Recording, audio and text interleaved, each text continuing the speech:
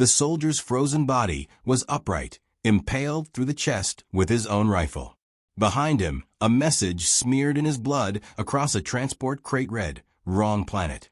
The elite commander, watching the feed, dropped his drink. The room went silent. 1 scout. 12 dead. No sound. No trace. Just a voice in static saying, "I'm not here to be found. I'm here to finish." The signal had first pinged during a routine system sweep across Veltrax 9's southern pole, a place deemed uninhabitable even by the hardy reptilian fauna native to the planet. It was a cold marble of jagged cliffs and electromagnetic storms. No sane species would send scouts there, especially alone. But the beacon had come through sharp and steady human frequency, heartbeat pattern. The analysts at the outpost joked about it at first, calling it Earth's idea of a prank. One of them, a wiry tech with too many sarcasm settings in his neural implant, even bet his shift rations that it was a stranded farmer with a directional transmitter shoved where the sun didn't shine. Commander Trexin, who oversaw planetary monitoring for that quadrant of the Empire, didn't think much of it either. A lone life sign? No visible heat signature? Minimal power draw? It screamed low-tier scout mission. Probably lost, maybe injured, definitely expendable. They were everywhere these days. Ever since Earth had clawed its way out of obscurity during the Galactic Wars, the humans had been pushing into territories that had long been considered too harsh, too empty, or too dangerous.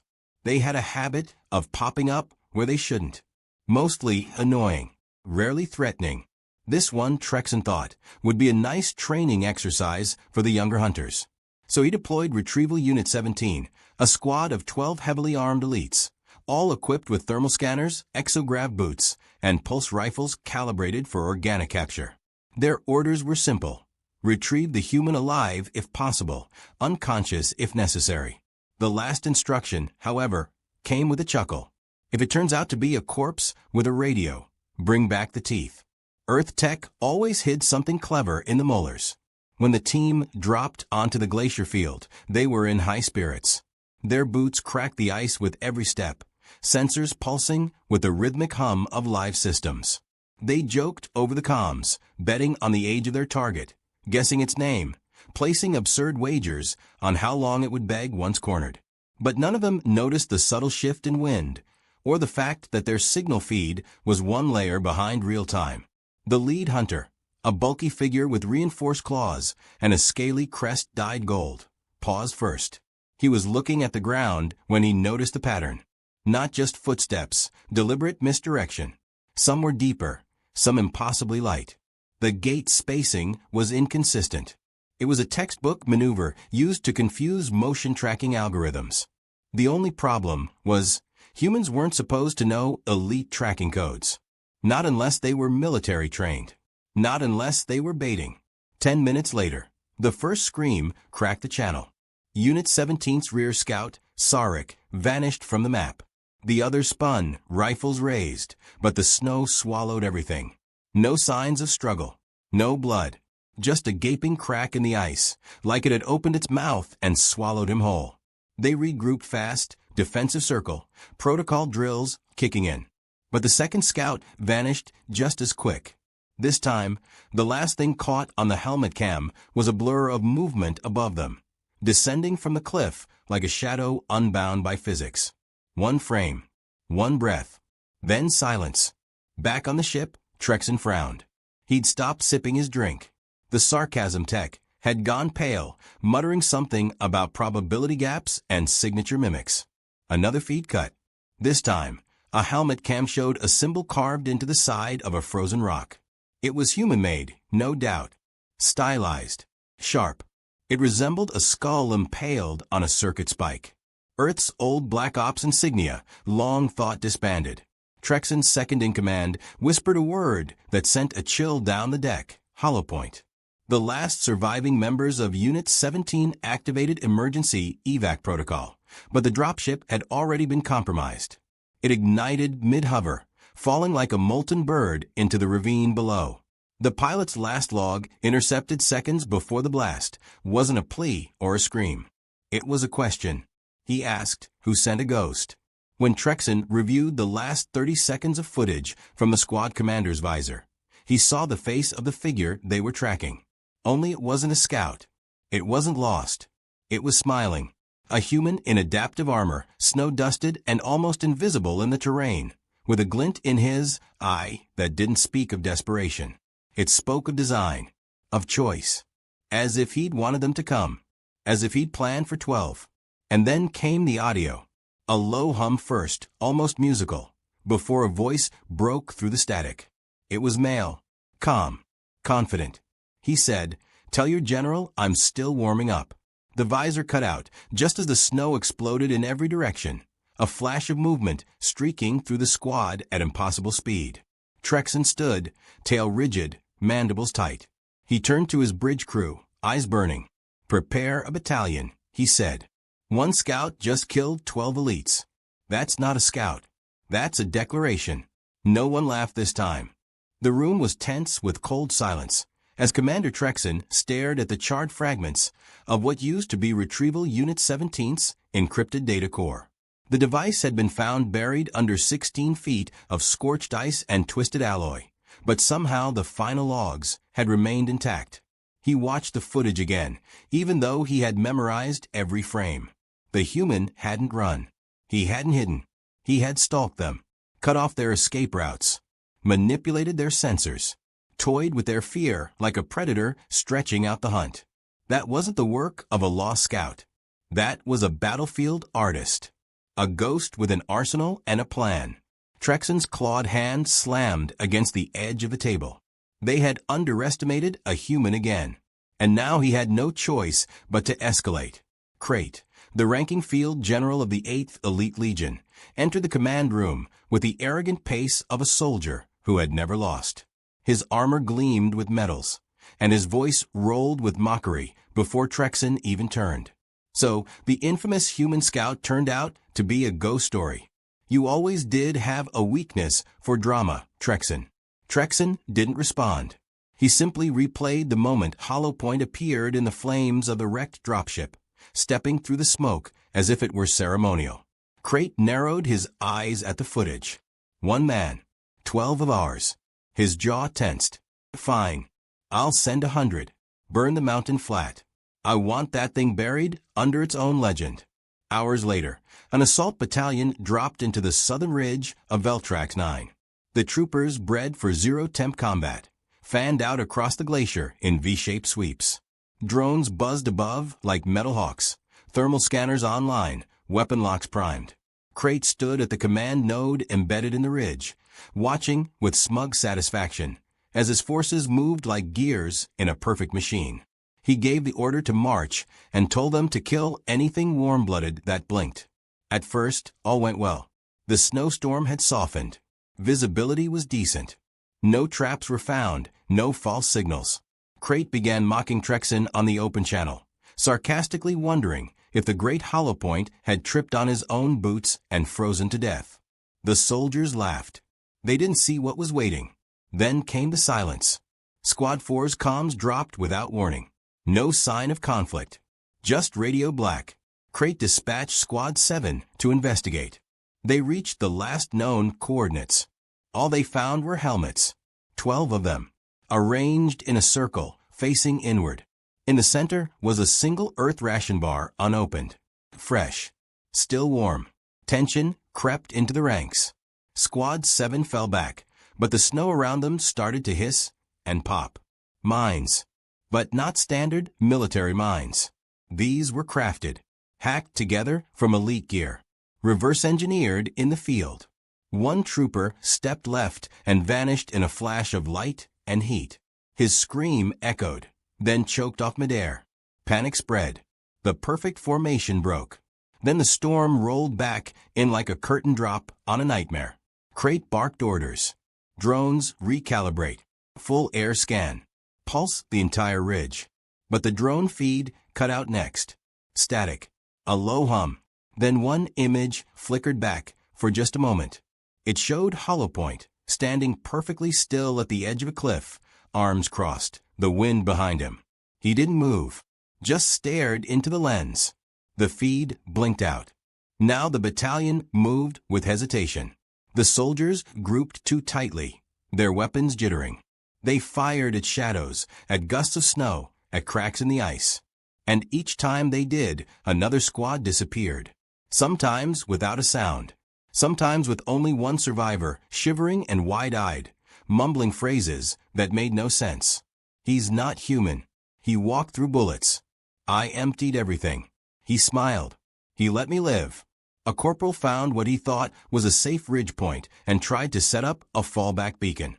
He was 3 keystrokes into the activation when his console locked. A symbol appeared on the screen, the skull with a circuit spike. Then the console exploded in his face. Above the chaos, Hollowpoint moved like a ghost given form. His armor was cloaked in snow dust and refracted light, making him almost invisible in the storm. His weapons were handcrafted for psychological warfare. Sonic bursts that mimicked elite command voices. Flash mines that blinded in patterns matching elite retinal frequencies. He had studied them, learned their weaknesses. Now he was playing a symphony of fear. Crate ordered the heavy mechs in. 3 towering walkers descended from the main cruiser and stomped across the glacier, their cannons trained and locked. He watched through their feeds as they advanced on Hollowpoint's last known position. Then one of the feeds cut to a flash. Another turned upside down, spinning. The third caught a single frame of a figure landing on the cockpit window, holding a glowing spike. The feed went dark. Trexon, watching from the control room, said nothing. Crate paced, growling orders, demanding air support. They sent in low-flying strikers to carpet the field with sonic charges. They hit nothing. Only ice. Only shadows. Then came the sound. A deep, metallic scrape echoing across the valley. Rhythmic. Intentionally slow. The sound of something dragging something else. It came from everywhere. A psychological ploy. The troops froze. The sound stopped. Then a new sound started. A human voice. A recorded message played through hacked drone speakers. Crate's own voice warped and stretched, saying, "Deploy the fools. Let the legend rise."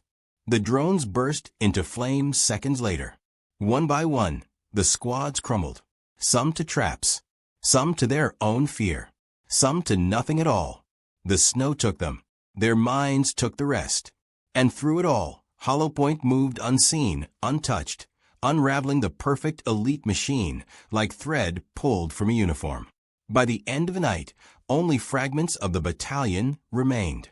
Scattered, broken, some begging for pickup. Some refusing to speak. Some who didn't remember how they'd survived. Back on the command ship, the analysts calculated the losses. Over 100 troops. Dozens of mechs. Countless resources. And no trace of the human operative. Trexon looked at the final tally, then looked up at Crate. You sent 100 to kill a ghost. He killed them with fear. Crate turned away, his fists trembling. Prepare the next wave. He wants war. I'll give him fire. But Hollowpoint didn't want war. He wanted them to think they were still in control. He wanted them to call in more. Because the storm wasn't just weather. It was his camouflage. And he wasn't done yet. Inside the dim lower decks of the elite mothership, where diplomatic transmissions and classified data flowed through secure channels, a junior intelligence officer named Sillin quietly accessed a restricted Earth dossier. She wasn't supposed to be there, and she wasn't supposed to care, but something about the operative on Veltrax 9 had twisted her instincts into knots. After the loss of the second wave, questions had flooded the command chain, but no one dared voice what Sillin was beginning to suspect. So she searched alone. She bypassed firewalls, scraped through decommissioned archives, and finally unearthed a forgotten military subfile buried beneath 20 years of redactions and classified tags. It was Earth's Cerberus operative program, and the name at the top of the surviving list was Hollowpoint. The documents were fragmented, but what remained was enough. The Cerberus program had been Earth's desperate answer to galactic inferiority. Lacking numbers, lacking reach, they had focused on something else. Asymmetry, psychological precision. They had bred and trained operatives not for diplomacy or deterrence, but for complete destabilization. Each was designed to be a weapon in human skin, tactical, unpredictable, and silent. Most were wiped out in the final sieges of the Colonial Rebellion. But according to one unconfirmed report, one disappeared on a failed mission in the Outer Rings. No body was recovered. No signal since. Until now. Hollowpoint had not been deployed. He had come on his own. Back on Veltrax 9, the landscape had transformed from frozen battleground to psychological maze. The human had manipulated not just terrain, but morale. After Krait's failed assault, Hollowpoint allowed the surviving elite soldiers to regroup. He wanted them to. Letting them believe they had escaped gave them false hope. Then, just as they established a new fallback post, he struck again. Not with bullets, with whispers. The base's sound system crackled alive at midnight. Every loudspeaker emitted the same message, looped slowly in a human voice. It said, "You're trespassing on Earth's graveyard. Leave your dead behind." The elite command center, convinced it was an echo glitch, shut down comms. But the voice returned, this time from inside their helmets. The encryption keys had been cracked. Their internal systems belonged to him now. Krait, furious and on edge, launched 3 rapid assault squads with strict orders to kill on sight. The squads deployed in perfect unison, sweeping the terrain with live fire scanners, thermal overlays, and echo pulses. But one by one, they triggered mines. Not traditional ones. These were silent, directional, and placed exactly where soldiers would flee under panic. Some were tagged with familiar elite call signs. Others played audio of fallen comrades screaming for help. The effect shattered discipline. Troops turned on shadows. Some fired at each other. Hollowpoint was hunting them. Yes, but more than that, he was breaking the bonds that held their army together. Amidst the panic, a strange object was found embedded in a cliff wall, an elite helmet crushed around a human dog tag. It hadn't been lost. It had been planted, and below it, etched with a laser into the rock, a phrase in perfect elite script. "You should have brought 500. Syllan watched these developments from the surveillance hub. She began compiling a report, but she hesitated. Her training told her to send the file to Central Command. But something deeper warned her. The more she watched, the more she realized Hollowpoint wasn't trying to win a battle.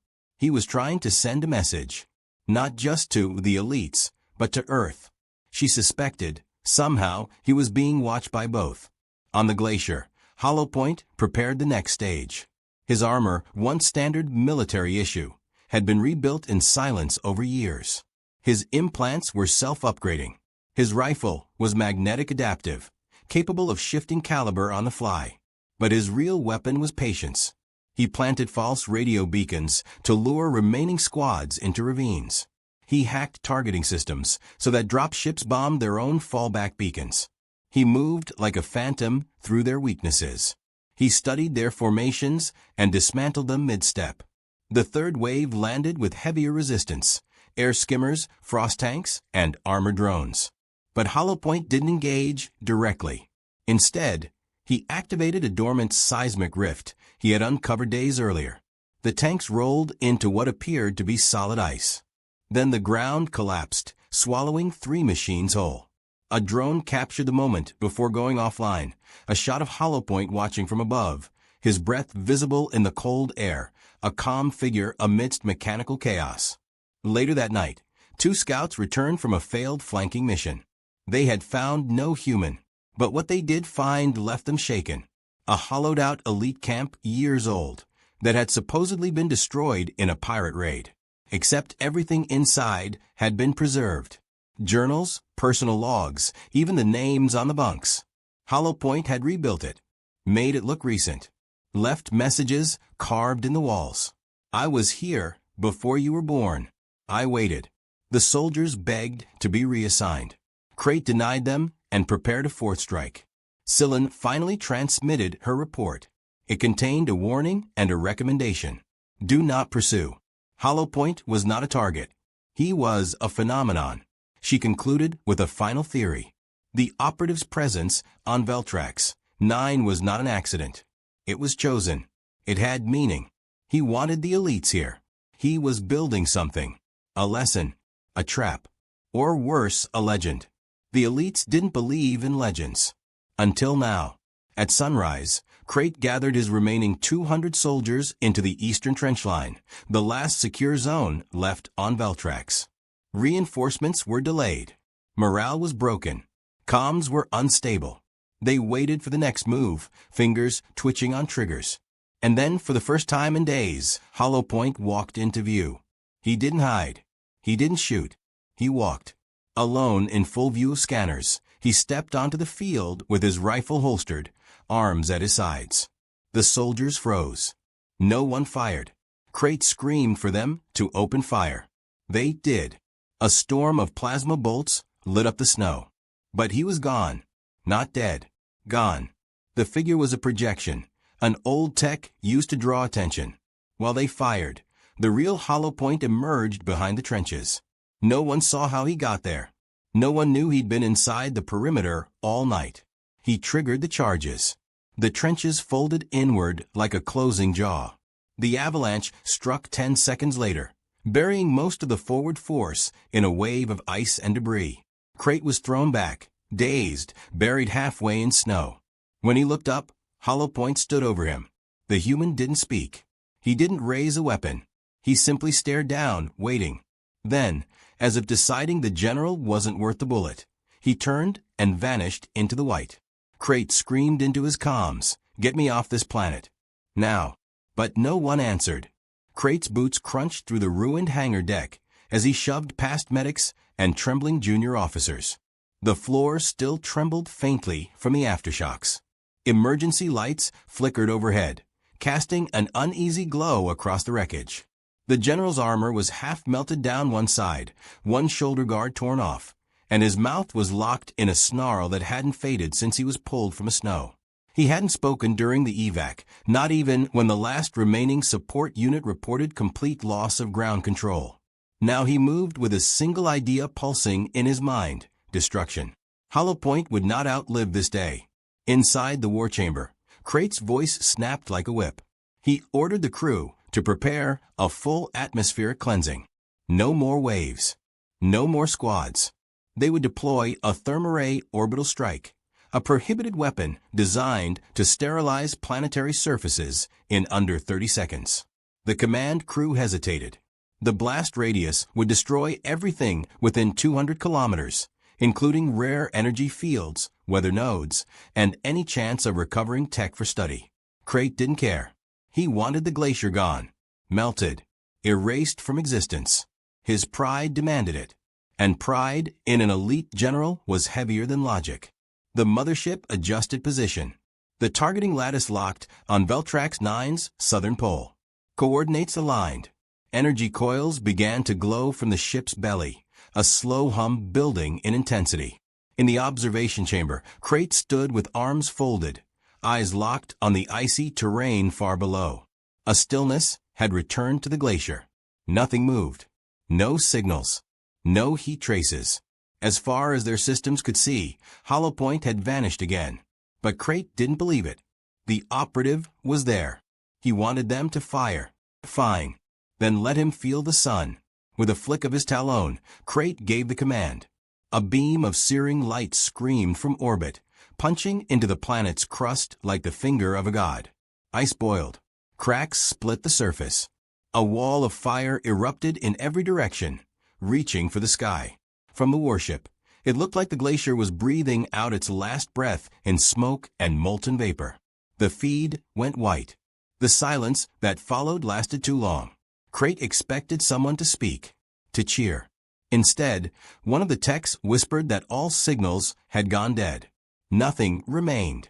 The sensors registered 0 life signs. Not just Hollow Point. No flora. No fauna. No energy. It was a dead zone now. Then the floor shook. Cylon, monitoring internal systems from the intelligence wing, saw it first. A slow flicker across the ship's seismic monitors. Not from the planet. From inside. She checked structural scans, rerouted camera feeds, and found a breach. Deck 17. Maintenance corridor. The lock had been triggered manually. Not from outside. From within. She activated the camera. The feed showed nothing but darkness. Then it resolved. A figure walked calmly toward the camera. Slow. Intentional. One hand touched the wall as he passed. The lights behind him shorted out. The cameras cut off. She pulled up the next one. Same path. Same figure. Hollowpoint was on board. Crate exploded with rage when informed. Security drones were deployed. Automated guns primed. All doors locked. All transport tubes sealed. But it didn't matter. Wherever Hollowpoint moved, systems failed. He wasn't hacking the ship. He was already part of it. How? No one could answer.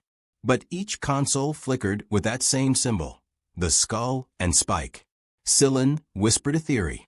He had uploaded himself before they ever fired the weapon. His presence wasn't just physical. It was digital now. The first drones went dark without firing a shot. The second wave triggered alarms, but never reported back. Crate's temper gave way to silence. He realized the corridors had grown too quiet. No chatter.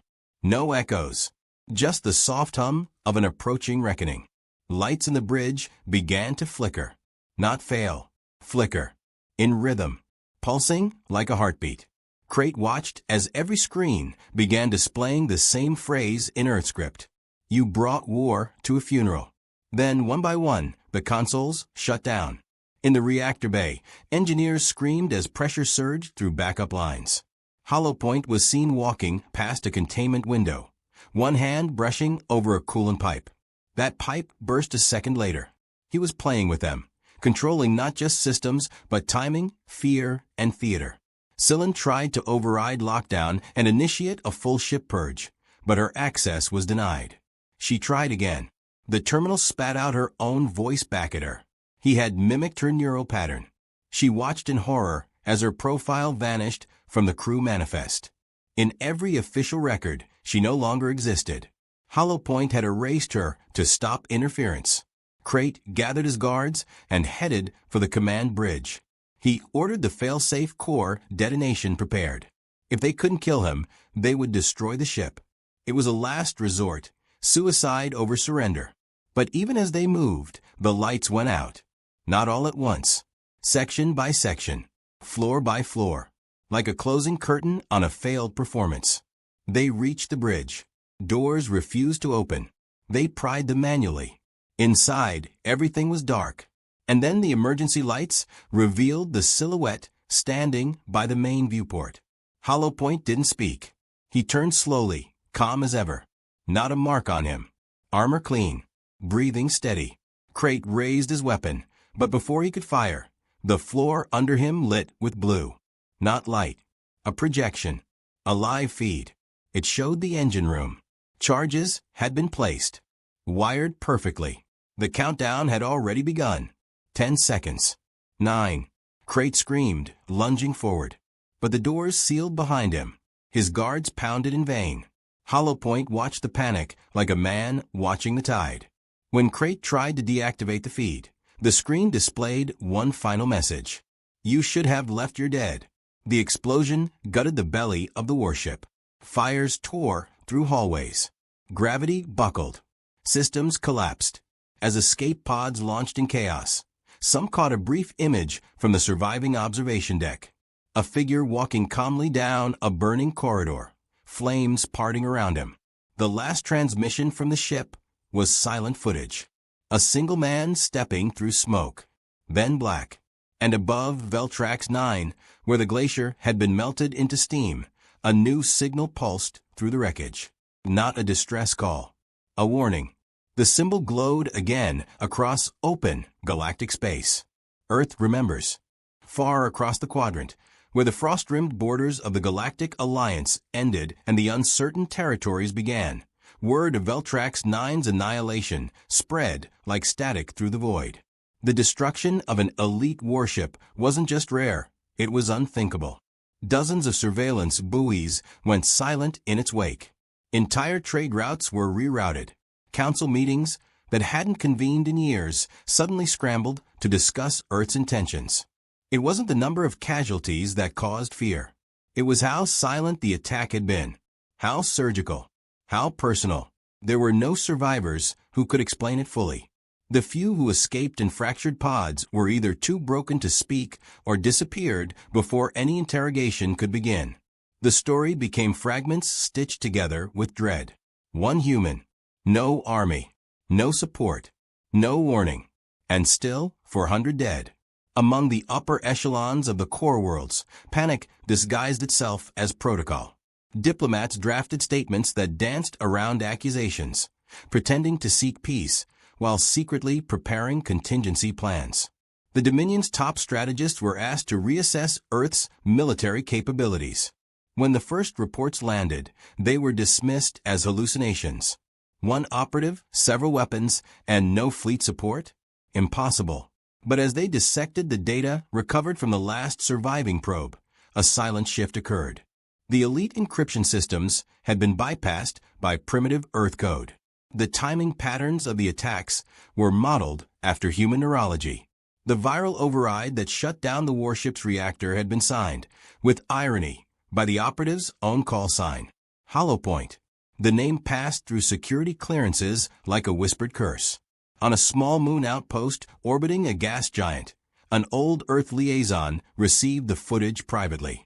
He watched it twice, face unreadable. He forwarded it directly to Earth's Internal Defense Ministry with only one line typed beneath it. The program survived. Activate the others. But Earth did not speak publicly. Earth did not threaten. Instead, Earth waited. Meanwhile, across the stars, something even more dangerous began to form. A story. The idea of Holopoint spread faster than fact. Soldiers in border colonies began scrawling the skull and spike symbol into the dirt beside their boots. Some wore it as a badge. Others painted it on the sides of their helmets. To them, he wasn't just a human anymore. He was proof. Proof that Earth wasn't weak. Proof that one of theirs could rip apart the strongest military force the galaxy had ever seen and leave without a scratch. Rumors whispered that he could erase your name from a ship system before you even noticed he was on board. Some claimed he didn't breathe, that he didn't sleep, that he had lived on Veltrax for years before anyone ever arrived. Alien leaders scrambled to control the spread. Propaganda units labeled it psychological warfare. Official broadcasts called Holopoint a rogue terrorist and insisted that his actions did not represent Earth. But the whispers drowned out the broadcasts. A silent belief seated itself deep in the ranks of every armed force that had ever mocked Earth's resolve. You can fire at Earth ships. You can invade its soil. But you do not chase its ghosts. You do not wake the ones they bury. On a backwater mining colony, a young mercenary watched the leaked footage of Holopoint dragging an elite general through fire. He leaned toward the screen and replayed one moment. The way Holopoint didn't flinch when the corridor exploded behind him. The mercenary smirked, then painted the operative's insignia on the side of his plasma rifle. His partner asked him why he'd idolize a murderer. The mercenary didn't answer. He just said, "You never know when he's watching." Back on Veltrax 9, what remained of the glacier was now a smoldering crater.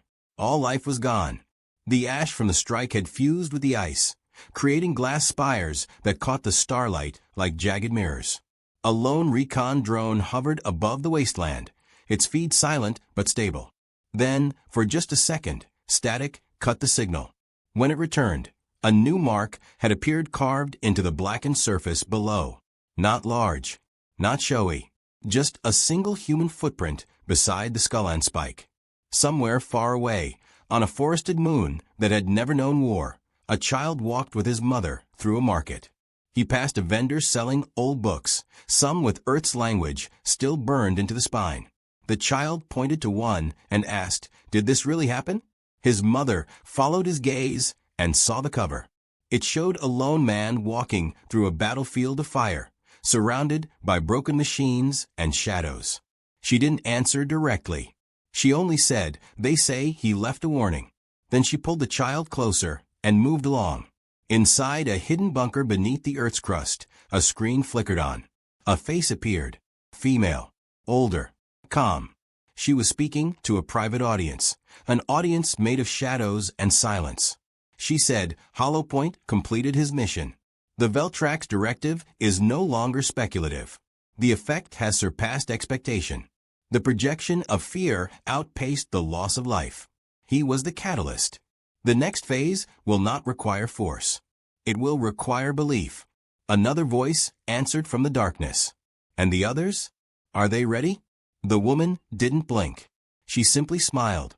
Elsewhere, in a quiet crater under twin moons, a campfire crackled. Hollow Point sat beside it, his armor stacked beside him, rifle dismantled piece by piece for cleaning. His face was scarred, lined, but focused. Across from him sat a new arrival. Young, alert, nervous. The kind of operative who still checked over his shoulder every 10 minutes. The younger man asked, "Did you really take down an elite ship alone?" Hollow Point didn't answer. He finished cleaning a bolt, reassembled it, and checked the trigger pull. Then he said, "They thought I was alone." The younger man tilted his head. "You weren't?" Hollow Point stood, slung his rifle across his back, and walked toward the shadows beyond the fire. Just before disappearing into the dark, he replied without turning, "No, I had 400 witnesses." And then he was gone, leaving only the fire, the smoke, and the echo of a legend growing stronger by the hour.